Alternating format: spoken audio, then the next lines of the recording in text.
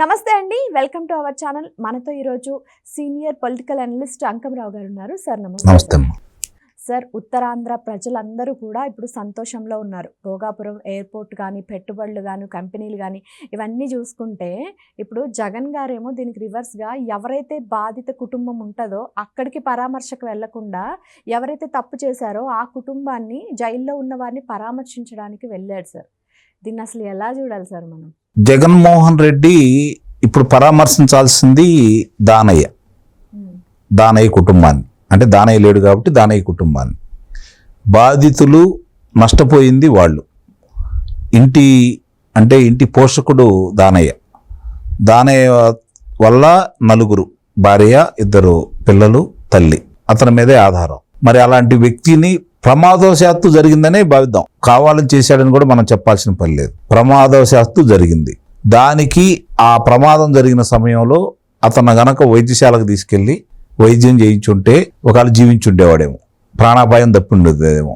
13 నిమిషాల్లోనే ఒక మంత్రిగా చేసినటువంటి వ్యక్తి, ఒక వైద్యుడయ్యుండి ఆయన తన కుమారుని రక్షించుకోవాలనే తాపత్రయమే తప్ప అందుట్లో తన కుమారుడు ప్రమేయం లేదని చెప్పని వేరే వాళ్ళని అక్కడ పెట్టేసి అతని మీదకి నెట్టేసి కొడుకుని రక్షించాలనే క్రమంలో భాగంగా ఒక మనిషి ప్రాణాలు పోయినా కూడా పట్టించుకోలేదు. వాళ్ళ నాయకుడు పట్టించుకోలే. ఉదాహరణకి రెంటపాళ్ళకి వెళ్ళే సందర్భంగా సింగయ్య తన కారు ఆ వాహనాల అంటే ఆయన రెంటపాళ్ళు వెళ్ళేటప్పుడు ఇంటికాడి నుంచి బయలుదేరి మార్గ మధ్యంలో అతనికి కారు కింద పడి చనిపోతే కనీసం అతను పక్కకు తీసుకొని వెళ్ళి దగ్గరలో ఉన్నటువంటి వైద్యశాలకు తీసుకెళ్ళి వైద్యం చేపిద్దామని ఆలోచన ఆయనకి రాలేదు.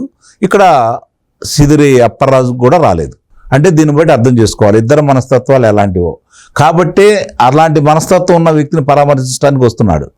బాధితులు ఇందులో బాధితులు ఎవరు? నష్టపోయింది ఎవరు? నష్టపోయిన కుటుంబం ఎవరు? నష్టపోయిన పిల్లలు ఎవరు? నష్టపోయిన భార్య ఎవరు? నష్టపోయిన తల్లి ఎవరు? దీని గురించి అతను ఏం ఆలోచించట్లా. ఈరోజు ఇతను పరామర్శించడానికి వెళ్తున్నాడు. ఎందుకు వెళ్తున్నాడు మీరు అర్థం చేసుకోండి. ఎందుకు వెళ్తున్నాడు అంటే ఎల్లుండి భోగాపురం అంతర్జాతీయ విమానాశ్రయాన్ని, అల్లూరు సీతారామరాజు అంతర్జాతీయ విమానాశ్రయాన్ని ప్రారంభోత్సవం చేయడానికి ప్రధానమంత్రి గారు వస్తున్నారు. మరి ప్రధానమంత్రి గారు వస్తున్న సందర్భంగా దాని గురించి అంతా చర్చిస్తారు కదా, విమానాశ్రయం గురించి మాట్లాడుకుంటూ ఉంటారు కదా, అది జనంలోకి వెళ్తుంది కదా. ఎంత త్వరగా చేపట్టాము, ఎంత త్వరగా పూర్తి చేశాము, దీని మీద ఏమేమి చేశామని చెప్పి రేపు పొద్దున వాళ్ళు చెప్పుకుంటారు కదా, అది ప్రజలందరూ వింటారు కదా. అది జరగకూడదు. దాని గురించి ప్రచారం జరగకుండా ఇప్పుడు దీని గురించే చర్చలు జరగాలి. సహజంగా ఏం జరుగుతుంది, వీళ్ళు ఇట్లాంటి ఏదన్నా మాట్లాడారనుకోండి, దాని గురించి మళ్ళీ వీళ్ళు మాట్లాడతారు, మళ్ళీ దాని గురించి వాళ్ళు మాట్లాడుతూ ఉంటారు. ఇదే వస్తుంది, పక్కదారి బళ్లించడం అనమాట. కాబట్టి దీన్ని వాళ్ళ గురించి ప్రచారం చేసుకోవడం కోసం, వాళ్ళ గురించి మాట్లాడుకోవడం కోసం, మంచి అయినా చెడైనా పద్దాకులు దాని గురించి వాళ్ళ గురించి మాట్లాడుతూ ఉంటే అభివృద్ధి గురించి ప్రచారం జరగదు కదా. అవి పక్కదారికి వెళ్ళిపోతూ ఉంటాయి. ఇప్పుడు దీని గురించి మాట్లాడుకుంటూ ఉంటారు. మాట్లాడుకున్నప్పుడు ఈ విషయాలే జనాలందరూ దీని గురించి చర్చించుకొని అవునా కాదా అనే విషయాల గురించి మాట్లాడుకుంటూ ఉంటారు. వాళ్ళకి కావాల్సింది కూడా అదే.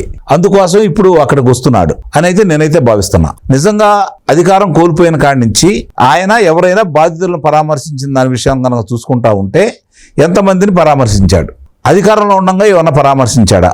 ఈ ప్రాంతంలో మాస్క్ అడిగిన నేరానికి డాక్టర్ సుధాకర్ గారిని ఏ విధంగా ఆయన పిచ్చివాడిని చేసి ఆయన చావుకు కారణమయ్యారో అందరికీ తెలుసు. ఆ కుటుంబాన్ని కానీ ఆ తల్లిని కానీ ఎప్పుడైనా పరామర్శించాడా? తన శాసన మండలి సభ్యుడు అతను ఒక వ్యక్తిని, తన దగ్గర డ్రైవర్గా పనిచేస్తున్న వ్యక్తిని చంపి ఇంటి ముందుకు తీసుకెళ్లి పడేస్తే అతన్ని వీధి సుబ్రహ్మణ్యాన్ని, ఆ కుటుంబాన్ని ఏమైనా పరామర్శ చేశారా? అనంతబాబుని పక్కన కూర్చోబెట్టుకున్నాడు, పార్టీని సస్పెండ్ చేయలేదు. అతన్ని మళ్ళీ సభల్లో, సమావేశాల్లోనూ అతని వాహనంలో కూడా ఎక్కించుకొని తిరిగాడు. ఏ సందేశం ఇచ్చినట్లు? అలాగే అమర్నాథ్ గౌడ్ అనే కుర్రవాడిని సజీవ దహనం చేస్తే మా అక్కని ఎందుకు వేధిస్తున్నారని చెప్పి ప్రశ్నించిన దానికి సజీవ దహనం చేస్తే కనీసం ఆ కుటుంబాన్ని పరామర్శించలేదు. కనీసం తన యొక్క ట్విట్టర్ ద్వారానో ఇంకో ద్వారానో సంతాపం కూడా తెలపలేదు. తోట చంద్రయ్య నడి బజారులో గొంతు కోసి చంపితే కనీసం దాని గురించి ఎక్కడా ప్రస్తావించలేదు. ఇలాంటివి చెప్పుకుంటా పోతే కోకోలలో. కానీ ఈరోజు తన కుమారుడు చేసిన చిన్న పొరపాటుకి అతను దోషిగా పెట్టి ఈరోజు ఇతను ఎక్కువ తప్పు చేశాడు, ఇతను పరామర్శించడానికి వస్తున్నాడు. పరామర్శించడానికి రావడం తప్పులేదు. నిజంగా వాళ్ళు కనుక బాధితులైతే, వాళ్ళు ఏదైనా నష్టపోతే ప్రభుత్వం వాళ్ళ మీద కక్ష సాధింపు చర్యలో భాగంగా వాళ్ళని అదుపులో తీసుకుంటే, చెరసాలలో పెడితే అప్పుడు వచ్చి మాట్లాడాలి. ఫలానా విషయంలో అప్పలరాజు ఎలాంటి పొరపాటు చేయలేదు, కావాలని ప్రభుత్వం కక్షగట్టి అతను అదుపులో తీసుకుంది, నేరాభియోగం మోపింది, ఇది తప్పు, ప్రభుత్వానికి ఇది తగదు అని చెప్పని మాట్లాడితే ఒక అర్థం పరమార్థమే ఉంటుంది. ఇదే సిదిరి అప్పలరాజు శాసనసభ సాక్షిగా అప్పటికి 3 సార్లు ముఖ్యమంత్రిగా చేసి 14 సంవత్సరాల పైన ముఖ్యమంత్రిగా చేసినటువంటి వ్యక్తిని ఎన్ని దూషణ భూషణలు చేశాడు. ఆ రోజు ఏ విధంగా మాట్లాడాడు?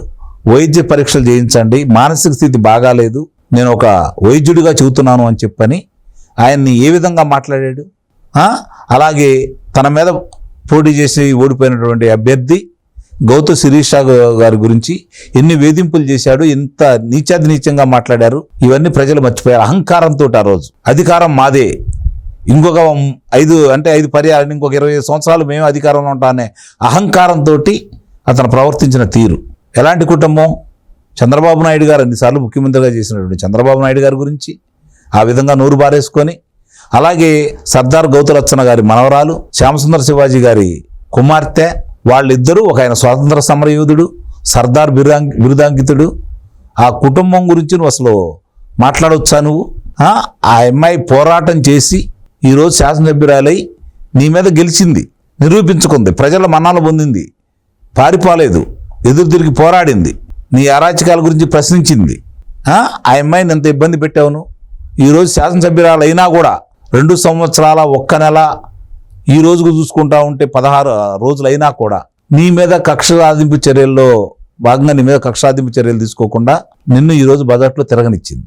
నీ అంతటా నువ్వు ఈరోజు నీ కుమారుడు చేసిన తప్పుని కాపాడటం కోసం నువ్వు వచ్చి చెరసాల్లో ఉండవు. కక్ష సాధింపు చర్యలు చేయలేదే వాళ్ళు. ఇవన్నీ చెప్పుకుంటా పోతే చాలా ఉన్నాయి.